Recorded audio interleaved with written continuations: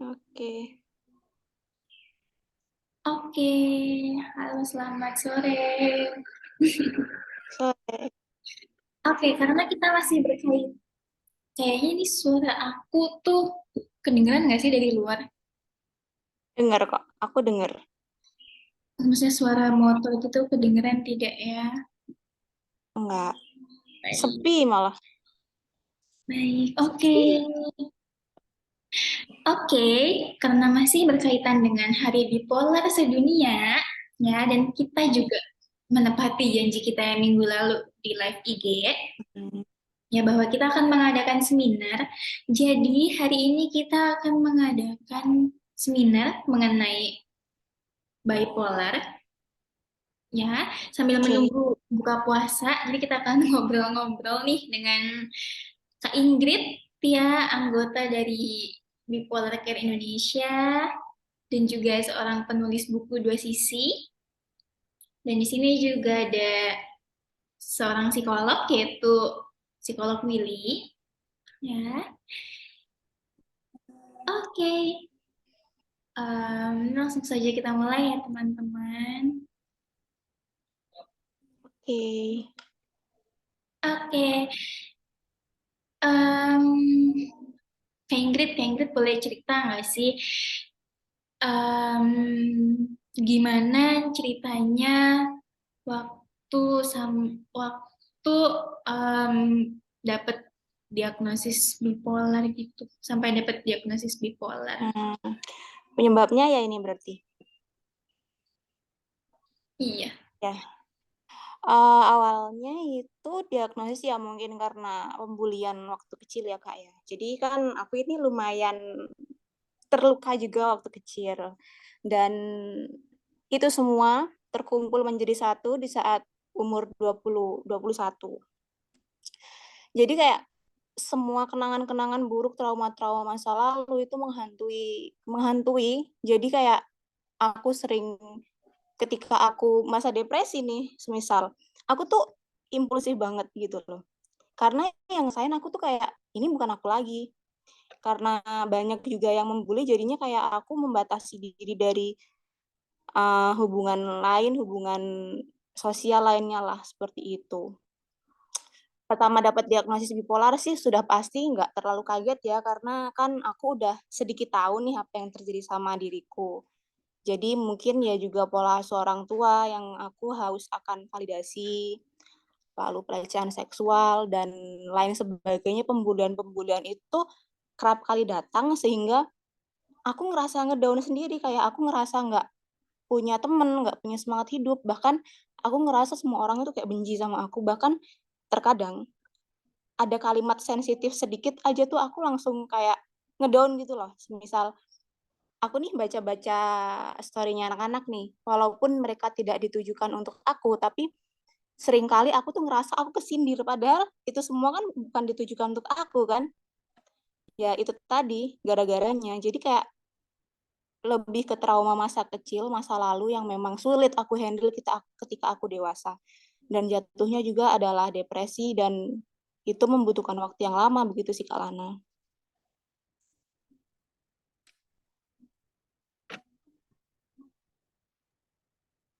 Masih di mute? Lupa. Masih di mute. Oke, baik. Hmm, Oke, kalau kita dengar dari cerita Kak Ingrid, ini kalau dari pandangan psikolog kita gimana nih kok? Bipolar itu sebetulnya secara umum tuh apa sih gitu? Oke, jadi memang seperti yang diceritakan oleh Ingrid gitu ya. Jadi memang bipolar ini masuk ke dalam kategori gangguan mood ya atau hmm, gangguan emosi ya yang dicirikan dengan memang adanya perubahan mood suasana hati gitu ya dari manik ke depresif gitu ya. Dan memang biasanya bipolar ini juga ada dua macam ya, yang memang nanti ada bipolar satu, bipolar dua, dan bipolar satu itu biasanya lebih ditandai dengan perubahan moodnya itu kurang lebih 1 sampai 2 minggu dari depresif ke manik gitu ya. Dan memang kadang-kadang gitu dari manik terus ke hipomanik dulu baru ke depresif gitu. Sedangkan kalau memang bipolar 2 itu dari hipomanik. Jadi nggak ada gejala manik yang sangat ekstrim gitu ya. Tapi hipomanik baru ke depresif dan biasanya jeda waktunya ya paling seminggu, biasanya sih seperti itu kalau dari diagnostic and statistical manual ya gitu. Itu ya manik itu ya memang dicirikan dengan perilaku-perilaku yang mungkin kalau tadi disebut sama Ingrid tuh lebih ke arah yang impulsif gitu ya, yang pokoknya sangat energetik, pokoknya bahkan hampir bisa sampai nggak tidur ya, bahkan mungkin nggak cuma sehari tapi 2 hari 3 hari sama sekali nggak tidur, tapi sangat berenergi, banyak ide ya, dan kemudian bisa berpindah ke tadi yang depresif ya, jadi ngerasa sedih terus-terusan ya, kemudian mungkin kalau dari ceritanya Ingrid mungkin yang trauma-trauma masa lalunya gitu ya, pengalaman-pengalaman tidak menyenangkannya kemudian ke flashback lagi, keinget lagi gitu ya. Jadi ngerasanya tuh putus asa, ngerasanya tuh nggak semangat, ngerasanya tuh sedih terus gitu. Jadi perubahannya kelihatan dari yang awalnya sangat energetik, sangat banyak ide, terus ya seminggu 2 minggu pindah ke fase depresif gitu ya, yang jadinya diem ngurung diri di kamar gitu ya dan sedih terus. Gitu. Kurang lebih seperti itu. Oke, jadi memang ini gangguannya mood ya kok ya. Jadi kalau misalkan lagi biasanya itu tentangnya berapa lama sih kok, kalau misalkan kan ada nih orang-orang mungkin kayak mikirnya aduh aku tuh bipolar yang padahal pagi sedih banget, siangnya dia happy gitu. Nah, ya. Kalau tapi sebelum sebelum saya jelasin mungkin mungkin saya coba ke Ingrid dulu nggak apa-apa ya gitu. Dari Ingrid sendiri pengalamannya yang dirasakan dulu gitu ya. Itu berapa lama pindahnya? Pindahnya itu kalau aku manik kadang bisa sebulan gitu kan kok. Terus kalau depresif ini antara 3 hari sampai seminggu. Itu paling lama. Hmm. Dan ketika udah waktu itu kan aku sempet ganti obat. Dari psikiater pertama itu aku pakai obat lain. Terus dari psikiater kedua, aku obatnya juga lain. Jadi itu juga mempengaruhi kayak mood yang turun banget, banget, banget gitu. Dan itu ya kurang lebih 3-4 hari gitu ya kalau di case-nya Ingrid ya. Iya. Oke. Nah, memang biasanya dalam bipolar 1 itu minimal sih 2 minggu. Ada yang sampai sebulan ada lah. Itu ada. Dan eh, ada juga yang fase depresinya juga lebih lama. Bisa seminggu, bisa 2 minggu. Ya, dan kadang ya kalau orang suka bilang kan, ya nih gue kadang sedih, kadang kadang seneng gitu. Wah, jangan-jangan gue bipolar nih, misalnya kayak gitu. Ya, tapi harus dilihat juga gitu bahwa sedih senangnya sejauh apa, itu kan tadi ada rentang waktunya juga kan berapa lama gitu dalam case Ingrid. Itu bisa sebulan, bisa seminggu gitu ya perpindahannya, dan itu cukup ekstrem gitu, nggak seperti orang yang bilang mungkin apa ya, ngelihat berita sedih ikut sedih gitu, terus habis itu diganti cari meme yang bikin seneng misalnya, habis itu ketawa cekikikan, apakah itu bipolar? Ya enggak dong ya, itu kan lebih ke arah ya udah memang memang suasana hatinya bergantung pada apa yang dilihat, apa yang ditonton kan gitu ya. Jadi agak, dan bahkan seringkali gini, beberapa, bukan beberapa ya, banyak case pada bipolar itu yang awalnya bahkan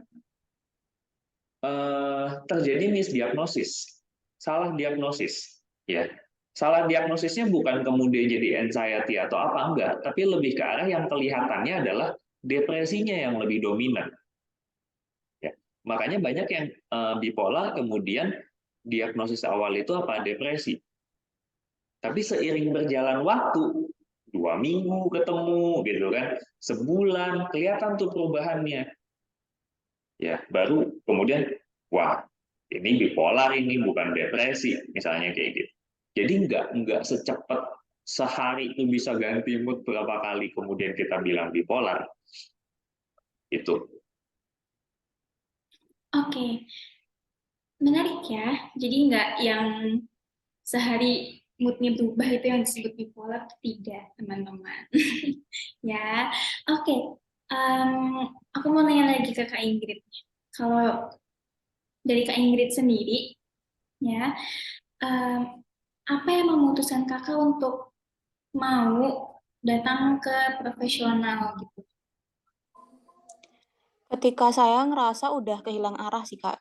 Terus kan saya ini perlu obat gitu. Saya udah saatnya untuk tahu dan bagaimana mencegah mencegah itu semua karena kan bipolar ini juga kan terkait dengan nyawa ya. Kalau saya apa ya istilahnya kalau saya membiarkan terus bipolar ini menghantui saya, menyakiti saya, yang ada saya nanti malah melakukan hal yang tidak-tidak itu. Makanya saya memutuskan untuk mencari ahli yang profesional dan mendapatkan diagnosa sesuai apa yang saya rasakan. Jadi kan saya juga nih bingung sebenarnya sama teman-teman biasanya kalau mereka itu sulit membedakan antara mood swing sama bipolar kan. Nah, itu saya tuh meminta validasi ke yang ahli dan bertanya ini sebenarnya saya ada apa dan setelah melakukan sesi wawancara dan dan dokternya bertanya balik dan saya juga menjawab ketemulah itu benang merahnya bahwa saya memang mengidap bipolar begitu Kak. Oke, kalau boleh tahu, dulu kakak ke profesionalnya maksudnya di vaskes mana gitu, fasilitas kesehatan di mana? Kalau dulu aku pertama itu Hmm? kan uh, di Dokter Bayangkara ya, Rumah Sakit Bayangkara yang kebetulan memang ada juga ahli psikiaternya di sana dan setelah itu berhubung di kota saya nggak ada rumah sakit Bayangkara itu, jadinya saya harus pindah vaskes yang lebih dekat dengan rumah. Semisal ada dokter vaskes 1 atau puskesmas yang bisa dijadikan vaskes 1. Dan setelah dari vaskes 1 barulah kita dirujuk ke vaskes 2 yaitu rumah sakit yang memang benar-benar menyediakan layanan psikiater atau layanan untuk kesehatan mental sendiri Kak gitu. Mungkin nanti kalau misalnya teman-teman ada yang mau tanya, kita bisa arahin ke mana harus memulai dan memilih yang tepat untuk dijadikan vaskes kedua karena nggak semuanya vaskes kedua itu paham cara pelayanannya dan terkadang itu juga banyak dokter-dokter yang masih apa ya kalau saya bilang itu masih tidak sesuai dengan apa yang kita inginkan gitu Kak. Jadi jangan sampai salah diagnosa juga ya, soalnya kalau salah diagnosa obatnya juga nanti salah gitu. Betul sih. Oke. Nah, kalau misalkan di puskesmas gitu juga ada ya Kak psikiatrinya ya? Berarti. Kalau menurut sepengetahuan saya di beberapa puskesmas memang ada, cuma untuk wilayah regional kota saya itu belum terlalu ada, Kak. Jadinya dirujuk semua ke rumah sakit yang saya bilang itu, ke Ngudi gitu. Oke.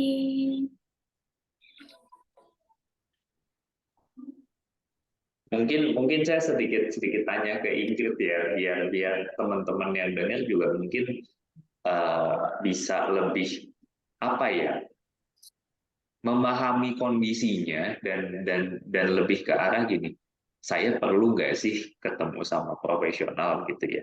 Nah, kalau dari Ingrid nih, mungkin kalau tadi kan Lana pertanyaannya adalah awalnya bagaimana sih gitu ya, sampai akhirnya Ingrid meminta bantuan atau mencari ke psikiater gitu. Tapi pertama-tama gitu, atau mungkin apa sih yang Ingrid lihat gitu ya dari atau mungkin yang Ingrid ingat pada saat waktu itu sedang apa ya manik depresifnya lagi kelihatan sekali gitu. Itu Ingrid bagaimana waktu itu? Kalau sebenarnya saya ini udah ngerasa dari kelas 9 SMP ya kok ya. Waktu itu kan Bapak kayak sering ngelihat saya galau. Galau diidentikan dengan murung gitu kan. Cuma mungkin ini masa reaksi puber anak kali ya gitu kan mikirnya. Cuma ketika dewasa-dewasa saya kok ngerasain itu kayak euforianya tinggi. Bahkan nggak jarang juga saya itu mendem di kamar. Nggak mau ngapa-ngapain. Dan ketika manik itu beberapa dari teman saya memang ada yang impulsif banget sampai mereka itu mohon maaf seks bebas, narkoba dan lain sebagainya. Tapi saya emang pernah untuk meminum minuman itu ketika saya ngerasa seneng gitu kan. Dan itu saya sadar dampaknya negatif banget. Dan sekarang kalau kalau saya lagi manik itu pasti nggak bisa tidur itu yang pertama. Dan yang kedua saya berenergi setengah mati. Kadang 3 hari pun itu saya bisa nyelesain naskah, nulis novel dan itu semua kayaknya menguntungkan buat saya. Tapi di sisi lain ketika fase depresif itu muncul, jadinya saya sudah melupakan itu semua. Saya membuang kegiatan-kegiatan itu semua dan merasa memang hidup ini nggak layak. Saya nggak layak. Kenapa sih saya dulu tuh kayak gini? Kenapa sih saya kayak dulu kayak gitu? Lebih ke menyesali apa yang sudah saya dapatkan, tetapi akhirnya itu sia-sia begitu kok. Hmm. Jadi memang sudah kelihatan simptomnya tuh dulu ya dari Ya, mungkin zaman SMP, SMA gitu ya lagi zaman puber gitu ya. Tapi benar. makin dewasa makin kelihatan bahwa ini jadi berenergi sekali. Jadi ya mungkin tadi kalau dari Ingrid sempat akhirnya ikut minum dan Iya, sebagainya gitu ya. Ya. benar. Dan kemudian akhirnya mungkin Ingrid sendiri juga merasa bahwa wah ini udah nggak benar nih gitu ya Iya, apa sih yang terjadi pada diri saya sehingga gitu ya Ingrid memberanikan diri waktu itu langsung ke iya. psikiater atau gimana? Iya, waktu itu kan jadi ada teman psikolog juga dan kebetulan saya ketemu 2 psikolog kok. Jadi Oh, psikolog yang di rumah sakit sama teman saya yang kebetulan dia juga ahli psikolog klinis dewasa.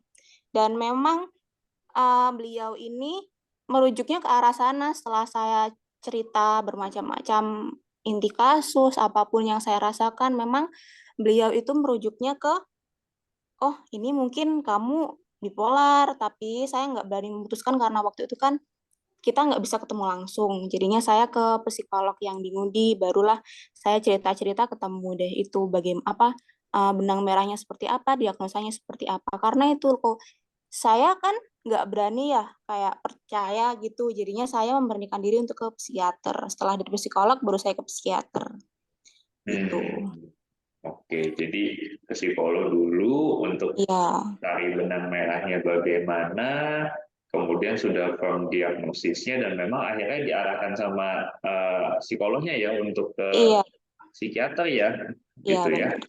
Mm-mm. Oke oke oke. Nah waktu itu eh, mungkin buat teman-teman yang nonton juga gitu ya, atau yang mungkin siapa tahu nantinya butuh bantuan atau bagaimana gitu kan, ya. Tapi Hmm. waktu itu pakai BPJS nggak?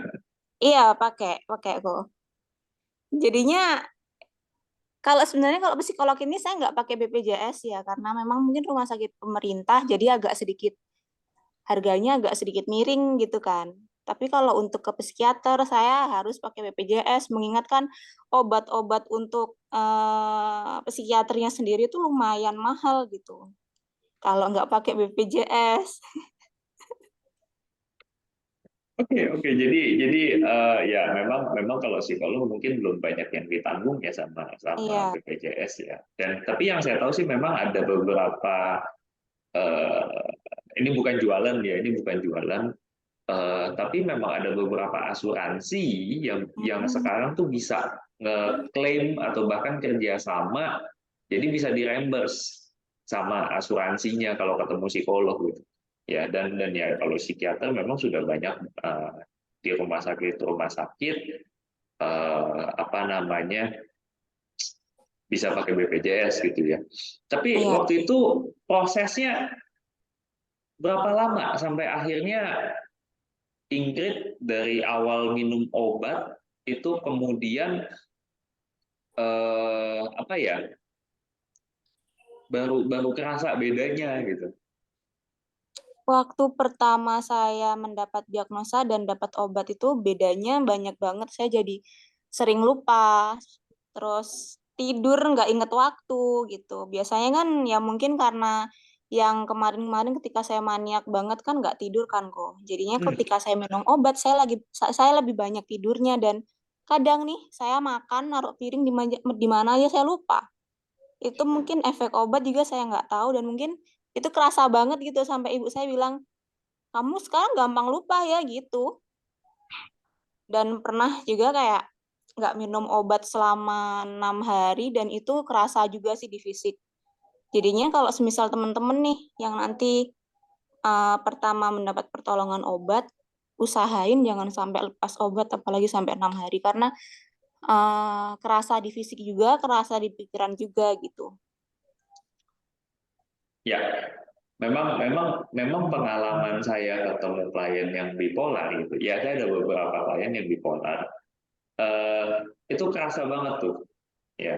Iya, Awal-awalnya bahkan banyak banyak sekali yang takut minum obat, iya, banyak yang takut minum obat karena istilahnya nanti mereka khawatir ketergantungan atau apa misalnya gitu kan. Jadi eh, memang banyak sekali yang bilang ke saya, Pak, kalau bisa mau nggak bisa, saya bilang. Ya, kalau udah bipolar itu harus minum obat. Ya, kenapa? Karena untuk memperbaiki, ya karena mungkin kalau sedikit teori bahwa kalau bipolar itu eh, menyebabkan neurotransmitter di otak kita tuh bermasalah gitu. iya, Sehingga kita butuh obat untuk memperbaikinya. Dan memang efek sampingnya salah satunya adalah jadi banyak tidur, ya iya. kan? Ya, termasuk mungkin sempat ada peningkatan berat badan nggak? Ada dok, ada kok. Jadi jadi itu saya dulu sebelum minum obat itu 49 kilo kan. Ini sekarang udah 58 kilo. Naik naik banget gitu loh sampai kayak sampai sama keluarga juga kadang dibully kok makin gendut gitu. Kena body shaming jadinya di rumah. Ah, ya tapi akhirnya bisa turun lagi nggak? Belum turun sih ini kok. Jadi Belum ya ya. tetap stuck di situ iya. Cuma saya lebih jaga pola makan. Jadi kayak menghindari sedikit gitu kalau kadang disuruh makan malam, saya nggak makan malam. Nah, waktu waktu Ingrid lagi banyak-banyak tidurnya tuh, ya Ya, kan suka banyak yang ngeluh kayak gitu ya. Terus Ingrid ya. gimana waktu itu? Jujur waktu itu pengobatan 2 bulan baru saya bisa bangun pagi gitu kok. Jadi ini juga sekarang kadang tuh sulit bangun pagi karena mungkin efek obat juga yang terlalu gede, dosisnya juga gede. Jadi dokter juga belum berani turunin karena terakhir kali diturunin malah saya nggak bisa tidur itu maniak banget. Oh, Iya. Jadi dosisnya dinaikin dari 200 miligram itu langsung naik 400 wow. gitu. Berarti udah minum obat berapa lama? Ada kalau 1 tahun. Nah, ya bahwa bahwa memang pengobatan bipolar tuh ya memang tergantung orang sih, tapi relatif lama ya gitu. Iya, Maksudnya butuh butuh minum obat cukup lama gitu karena memang ya untuk memperbaiki sel-sel otak kita juga yang masalah gitu. Ya. Nah, eh, terus kalau dari Ingrid sendiri apa yang dirasakan sekarang? Mungkin mungkin boleh share ke teman-teman kayak gitu. Ketika Ingrid udah lebih ya. minum Jadi obat setahun, silakan ya, silakan.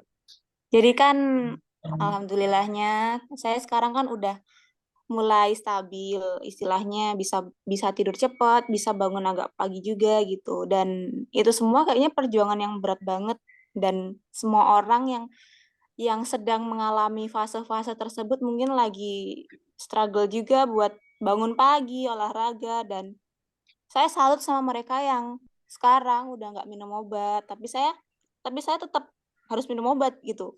Dan gimana ya? lebih ke stabil aja udah alhamdulillah gitu kok. Dan mungkin nanti teman-teman bakalan ngerasain kok rasanya jadi stabil itu gimana. Kita ngerasa kayak orang normal pada umumnya, keluar rumah, berinteraksi lagi, dan lebih banyak keluar rumah ketemu orang-orang dengan kegiatan yang positif, dan udah nggak pernah di kamar untuk merenung depresi gitu. Itu semua sangat enak sih menurut saya kok. Kita jadi normal sama seperti sebelum kita minum obat. Jadi kalau semisal teman-teman masih ada yang minum obat tapi belum merasakan kestabilan itu, saya anjurkan untuk tetap mengonsumsi obat demi kebaikan bersama, demi kenyamanan keluarga juga, karena orang yang paling menginginkan kita untuk sembuh itu adalah keluarga sih. Betul Begitu. sih, Kak. Nah, waktu Kak Ingrid mendapat diagnosis bipolar itu respon keluarga gimana, Kak? Oh nih. Pertama respon keluarga itu kayak denial ya Kak Lana. Kayak masa sih anakku mau cerita kayak gini gitu. Tapi lambat laun karena Bapak mungkin udah mencium dari jauh-jauh hari, dari saya kelas SMP mungkin, beliau sudah mulai sadar, mulai mengedukasi diri di saat semua keluarga yang sudah sepuh-sepuh bilang kalau itu penyakit mental, bukan karena penyakit medis, dan itu salah banget. Banyak dikait-kaitkan dengan hal-hal yang mistis lah, harus rukiah lah sebagainya. Itu kan kita sering banget mendengar stigma kayak gitu. Betul. Dan memang respon keluarga itu cepet untuk belajar gitu lah, apalagi orang tua saya.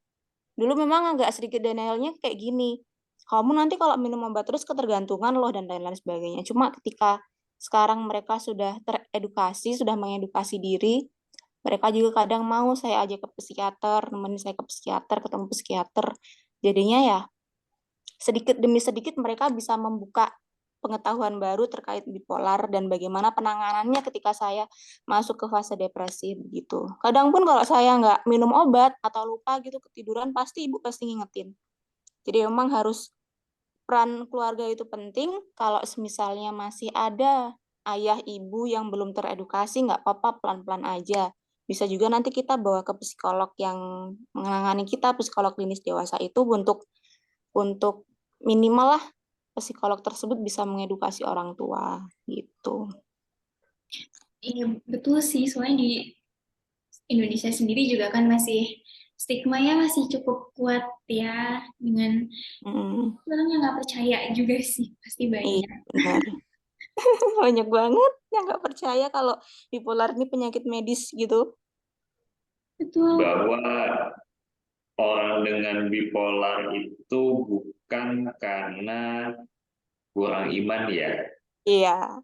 Ya, jadi untuk menyembuhkan bipolar itu sholat sih tetap sholat, ibadah tetap ibadah, ke gereja tetap ke gereja, misalnya ya ke wihara tetap ke wihara, misalnya. Tapi kalau memang sudah terkait dengan bipolar, itu nggak bisa kita kaitkan dengan maaf ya agama, gitu. Iya. Bahwa ini adalah memang gangguan yang menyerang fungsi ya kemampuan berpikir kita, kemampuan kita untuk berkegiatan sehari-hari gitu ya. Ya otomatis memang kita butuh butuh apa ya? Ya butuh pengobatan. Ya dan Mm-mm. memang tantangan paling besar kalau di Inggris apa? Tantangan paling besar terkait apa nih, Po? Ya misalnya dalam ketika mendapatkan diagnosis bipolar ini gitu ya, maksudnya apakah penerimaan orang tua atau misalnya dari diri sendiri atau mungkin malah jadi takut ketemu teman-teman atau gimana? Kalau dulu sih yang saya paling takutin tuh orang tua nggak bisa menerima kondisi saya gitu kok. Jadi saya juga setengah mikir itu. Dulu waktu saya ngerasa depresi banget itu saya teriak kalau saya ini nggak gila, saya ngomong kayak gitu. Saya sampai nangis itu langsung, Bapak Bapak tahu, dan reaksi Bapak waktu itu sangat sangat bagus sih. Beliau langsung meluk saya dan bilang nggak ada, nggak apa-apa, kamu nggak apa-apa gitu. Hmm, Gitu. memang dukungan orang tua tuh penting ya. Iya, penting banget kok, serius. Jadi Saya mungkin kalau nggak ada orang tua tuh sampai sekarang kayak mungkin nggak bisa stabil untuk sejauh ini gitu. Karena susah banget. Kita kalau ngandalin teman pun belum tentu teman itu baik. Tuh. Betul. Jadinya Ya, saya lebih minta dukungan orang tua aja sih. Lebih ya, aman gitu. yang memang pesannya juga adalah ya untuk para orang tua gitu ya, mau tidak mau memang harus belajar untuk membuka diri dan mengedukasi diri ya. Ya memang harus memberanikan diri juga untuk ketemu psikolog yang menangani anaknya, misalnya, atau psikiater yang menangani anaknya, supaya dapat penjelasan lebih mendalam gitu. Kalau enggak, memang memang akan ngawang-ngawang. Ya, saya beberapa kali juga melakukan hal yang sama ke orang tua klien saya, gitu, bahwa ini loh kondisi anaknya begini, penyebabnya begini, kira-kira yang harus dilakukan seperti ini, gitu kan. Ya termasuk ya support untuk anaknya sih memang, ya kalau nggak memang memang berat untuk si anak Iya, gitu. Ya. berat Terus banget. kalau dari Ingrid sendiri nih, gitu kan sekarang ada join komunitas ya. Nah ini Iya. juga biar teman-teman pada tahu nih gitu. Manfaat komunitas apa sih? Oh, Nah, itu kalau kita curhat gitu ya, Kak ya. Kalau kita semisalnya ada pikiran yang sekiranya kita nggak bisa ungkapkan ke orang tua atau orang terdekat, kita curhat ke komunitas itu tuh enak. Jadi mereka kayak kayak ngasih semangat juga bahwa hidup itu terus berlanjut, jangan sampai kita putus asa. Bahkan ada sih beberapa temen yang pernah KKN di luar daerah, mereka kehabisan obat, dan kita semua membantu menenangkan dia. Itu efeknya juga luar biasa sekali kalau kita join-join grup-grup seperti itu. Karena kan mungkin ada yang karena sepemahaman, ada yang ceritanya sama, dan ada juga yang latar belakang keluarganya sama, jadi kita bisa saling menopang, saling membantu. Gitu. Support. Cuma juga harus pilih-pilih karena ada beberapa temen yang bergabung di dalam grup tersebut, bukannya mereka malah sembuh, malah ke-trigger gitu lah kok. Iya, jadi mungkin kayak mereka menormalisasikan maniak yang dalam kalimat negatif begitu. Kalau saya kan ini lebih, kalau ke maniak kan lebih berkarya kan. Cuma ada beberapa kasus yang ketika mereka lagi maniak itu malah mereka lari-larinya ke hal yang negatif gitu. Jadinya ini juga harus difilter sih, nggak bisa sembarangan kita masuk ke circle mereka gitu, karena kan nanti yang rugi kita sendiri. Karena kita mungkin ikut-ikut lah atau bagaimana lah, keterpengaruh lah gitu. I see. Oke, oke. Hmm. Lan, gimana tadi? Kayaknya ada mau ngomong. Enggak, jadi komunitas tuh juga oke ya, ternyata kayak semacam support group gitu ya Kak ya. Iya, support group. Jadi kan kadang kalau cerita apa aja emang enaknya kalau nggak belum sanggup cerita ke orang tua ya kita harus nyari temen buat cerita lah minimal. Di satu Gitu. sisi mungkin ini kali ya, kayak muncul terbentuk kayak, oh gua nggak sendirian nih gitu Iya, ya. kita nggak sendirian. Jadi kita kayak kamu nggak sendirian, masih ada kita gitu. Nice. Jadi ya memang memang apa ya, ya grup support tuh penting sih gitu, bahwa masuk komunitas itu lumayan membantu kok. Cuman memang catatan tadi ya, kalau dari Ingrid ya Iya, iya. harus pilih-pilih. Pilih-pilih temen, jangan asal pilih gitu aja. Oke, oke. Dan silakan lanjut Lan. Oke, nah kalau tadi kan Kak Ingrid bilang em, masih minum obat ya Kak sampai sekarang. Iya. Selain itu ada lagi nggak sih Kak treatment yang lagi dijalani? Kalau treatment lainnya, saya bipolar ini kan juga kayak ada panic attack-nya ya Kak ya. Cuma ketika saya panik gitu, kadang itu ketika saya berada di luar di kerumunan orang banyak, itu saya sering panik. Dan hal lain yang saya lakukan ketika panik itu ya mungkin bernafas. Dan psikiater saya pernah bilang kalau misalnya kamu panik di tempat umum, usahakan ambil nafas melalui hidung, keluarkan melalui mulut selama 15 kali. Itu aja sih Kak yang saya ingat. Soalnya kan saya juga kadang kalau lagi marah itu ya semua barang di dekat saya buang gitu. Dan untuk menyetabilkan emosi, saya melakukan apa yang psikiater sarankan itu tadi gitu. Terapi sendiri, terapi mandiri. I see. Nah, kalau aku mau nanya ke Ko Willy, nah kalau dari sisi psikologis ada nggak sih treatmentnya selain obat? Eh, yang pasti gini, kadang, nah dalam kasusnya Ingrid itu istilahnya apa ya? Bipolar ini memang komorbid dengan apa ya? Kita bilang mungkin anxiety disorder atau misalnya mungkin Iya. ya saya nggak tahu mungkin apa diagnosisnya dari psikiaternya. Cuman memang bipolar ini cukup banyak apa ya kita bilang cabangnya mungkin ya komorbiditasnya gitu. Bahkan ada eh, orang-orang yang mengalami bipolar itu juga punya halusinasi dan delusi. Ya, jadi case-nya Hmm. bermacam-macam. Case-nya bermacam-macam ya. Ada yang bipolar dengan gangguan panik, ada orang bipolar dengan misalnya anxiety disorder, misalnya atau social anxiety. Ya, jadi cukup bermacam-macam. Nah, cuma kalau ditanya penanganannya, memang yang paling utama adalah harus obat dulu. Kenapa? Obat ini untuk menstabilkan moodnya, ya. Baru kemudian psikoterapi. Ya, psikoterapi itu jenisnya banyak memang gitu dan beberapa literatur misalnya apa? Dengan art therapy misalnya, ya. Nggak cuma sekedar menggambar melukis, sebenarnya di situ ada teknik-teknik misalnya apa? Bagaimana kemudian kita bisa belajar lebih fokus, ya lebih aware dengan emosi kita, misalnya. Bagaimana kita bisa lebih sadar dengan apa namanya mood swing yang terjadi, ya. Terus misalnya kalau lagi manik, ya bagaimana kemudian kita bisa lebih controlling perilaku kita supaya enggak manik seperti itu gitu. Ya, tapi memang butuh proses.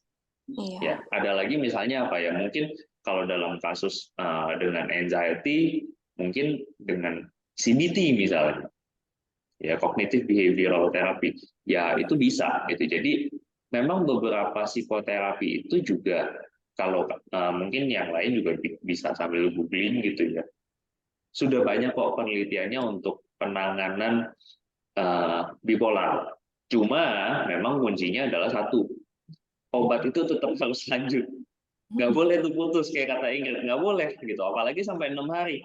Wah itu lumayan bikin moodnya jadi acak-acakan lagi biasanya, Iya. ya kan? Ya jadi yang paling penting obatnya dulu. Nanti setelah misalnya 6 bulan, nah mungkin mau menjalankan psikoterapi itu akan lebih baik. Itu.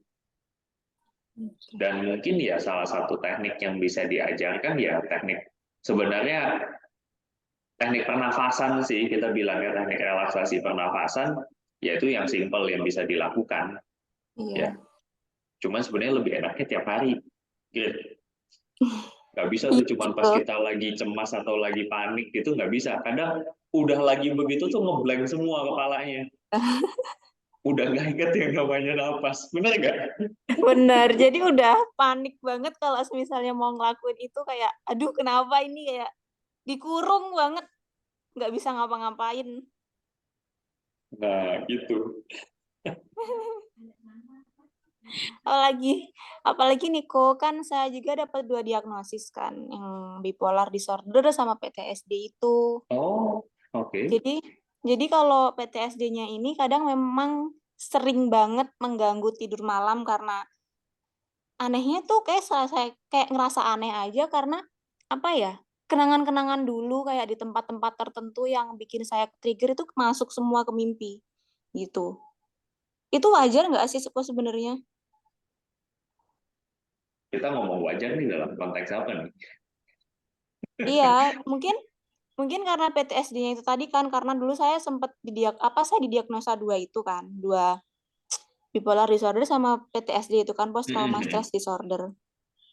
Dan itu ketika menjalani pengobatan 3 bulan, obat itu saya rasa itu kayak enggak mempan gitu. Karena kan banyak banget mimpi buruk yang datang waktu Ya, tidur Dan Iya. itu Hmm. dan itu Gimana? sebenarnya obatnya ini sama nggak sih sama yang bipolar gitu? Apa memang karena sudah ada antidepresannya makanya nggak diberikan obat lain lagi? Biasanya sih kalau kalau yang saya tahu ya gitu, maksudnya yang pernah saya pelajari kalau bipolar tuh biasanya mood stabilizer. Jadi Hmm, nggak antidepresan atau apa misalnya, tapi memang di situ ada mood stabilizer. Jadi supaya mood shiftingnya itu nggak jauh banget. Cuman kalau terkait mimpi buruk, saya akan bilang gini sih, mimpi buruk itu kalau mau dibilang wajar, hmm, iya, sebenarnya wajar.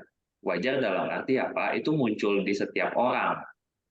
Cuma biasanya ketika orang lagi kondisi depresi atau bahkan orang dengan nggak usah depresi, orang dengan anxiety disorder aja itu seringkali mimpi buruk. hmm, Iya, ya jadi kenapa? Ya apalagi dengan tadi ceritanya Ingrid, ya kita nggak mau ngomongin terlalu dalam, tapi Ingrid sempat mention bahwa Ingrid punya trauma, ya, ya. Yang pasti kenangan-kenangan itu, trauma-trauma itu yang belum diselesaikan, iya itu akan muncul dalam mimpi, gitu loh. Karena bahasanya apa ya? Kalau kita bilang itu belum diselesaikan, gitu loh. Sehingga apa? Ya kenangan-kenangan itu kan selalu kita tekan, kan gitu. Ya. Kemudian kita sangat khawatir ketika kenangan itu muncul.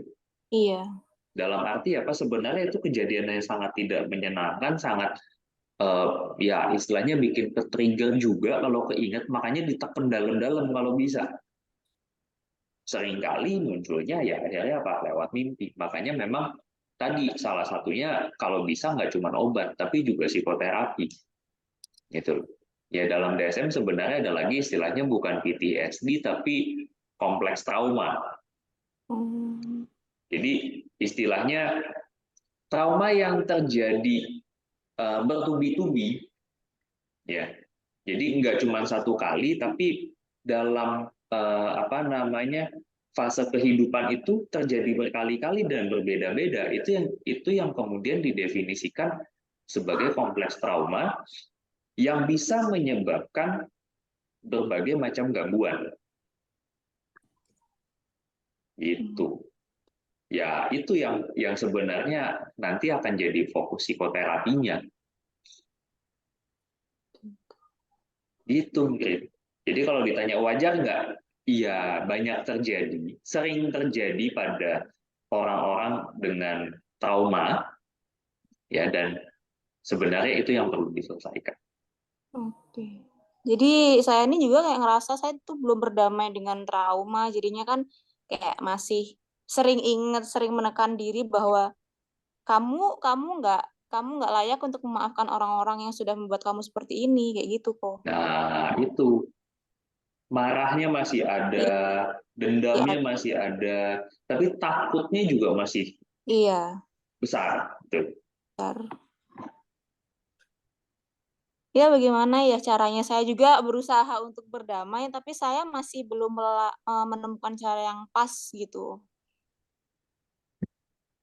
Kalau ditanya caranya, itu sepertinya enaknya mungkin nanti kita ngobrol berdua sih.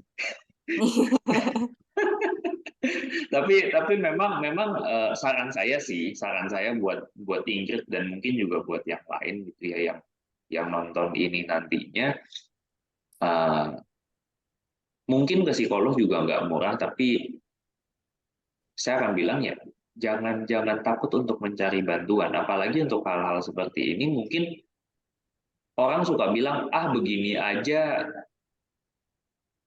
apa sih gitu loh misalnya ya, jadi menyepelekan kan Iya. ya, maksudnya kadang dibilang ah baperan aja kali, atau ah misalnya sensi banget sih ya, atau misalnya udahlah lupain aja, maafin aja, nggak segampang itu Iya, benar. ya. Dan waktu itu tidak benar-benar menyembuhkan luka ya. Orang kan suka bilang kan biarlah waktu yang menyembuhkan luka kita kan. Iya, salah sih. Tapi ya itu nggak menyembuhkan, yang ada makin numpuk yang ada, kan gitu. Ya Sama jadi seperti toxic positivity. iya, Ending. iya, ya kamu harus kuat, ya kamu harus, ya, harus kan gitu. Ya, pada intinya proses memaafkan itu panjang, ya. Apalagi proses untuk meredakan ketakutan. Tapi konsepnya gini sih, ketika memang ini ada sebuah trauma, ya, bagaimana kita bisa apa ya? Mungkin istilahnya ya, bukan melakukannya yang mudah, melakukannya mah sulit. Istilahnya yang mudah adalah kita membuat pengalaman yang enggak menyenangkan ini lebih netral, gitu loh. Ya, bahwa oke, konsepnya lebih karena oke, ini sudah terjadi, ini tidak bisa apa-apakan lagi, tapi saya harus move on. Ya, konsepnya seperti itu, tapi prosesnya nggak segampang itu ya. Iya. Ya, jadi butuh apa ya? Banyak pikiran-pikiran kita, bukti-bukti yang ada di kepala kita, yang kemudian menetralkan pengalaman ini. Sehingga kita bisa maafin mungkin pelakunya, ketika kita menghadapi situasi yang mungkin serupa, kita sudah tidak tertrigger lagi. Itu proses. Termasuk proses untuk membiasakan diri. Membiasakan dirinya aja nggak gampang. Kenapa? Karena kita ngadepin pengalaman itu aja kan udah nggak enak. Iya. Nginget-ngingetnya aja udah nggak enak. Apalagi kalau harus ngadepin lagi. Kan gitu. Ya, tapi ya lebih ke arah ke situ sih. Kalau Ingrid nanya ya gitu, saya harus gimana nih gitu. Nah, pengalamannya kita mungkin boleh salah satunya mungkin Ingrid mungkin pernah juga ya journaling misalnya kayak gitu. Ya. Tapi memang ada beberapa konsep yang kita membiasakan diri dengan cara apa? Ditulisin pengalamannya waktu itu.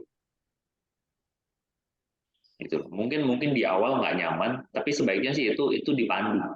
Jangan sendiri, karena kalau ke trigger nggak ada yang nolongin, bahaya. Iya, benar. Ya, gitu. Siap. Oke. Nih, tadi ada Yohana, tapi terus kemudian menghilang. Apakah kita mau buka sesi tanya jawab atau kita masih ada lagi nggak lah kira-kira? Udah sih kalau dari secara umumnya sudah. Oke, mungkin dari Ingrid ada pesan yang mau disampaikan ke teman-teman yang mendengarkan ini atau menonton ini nantinya, Ya, siapapun itu. tetap semangat, tetap minum obatnya. Kalau misalnya dokter belum menyuruh untuk berhenti, jangan berhenti dulu. Karena itu semua demi kebaikan diri kita dan jangan sampai kita apa ya namanya berakhir di sini aja karena kita nggak tahu nanti akan ada apa ke depannya, kita nggak akan tahu itu. Mungkin akan ada hari yang lebih bagus, hari yang lebih indah. Ya semoga aja pastinya ada, terlepas dari apa yang pernah kita alami di masa lalu. Amin.